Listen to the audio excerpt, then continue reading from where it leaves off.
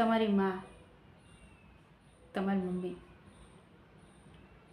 જે શેરીમાં શાકભાજીવાળો આવે છે ને એની પાસે જ્યારે શાક લેવા જાય છે, તમે શાયદ ધ્યાન નથી આપ્યું, જ્યારે એ શાક લેતી હોય ને ત્યારે એક ટામેટું પણ આમ જોઈ આગળ પાછળ, એક રીંગણું ઉપર નીચે આમ ડ્યુટી ચેક કરી લે છે કે ક્યાંક બગડેલું તો નથી ને, ક્યાંક ખરાબ તો નથી ને. એક શાકભાજી જ્યારે એ ઘરમાં ખરાબ ન આવવા દેતી હોય, તમે વિચાર કરી લો સાહેબ,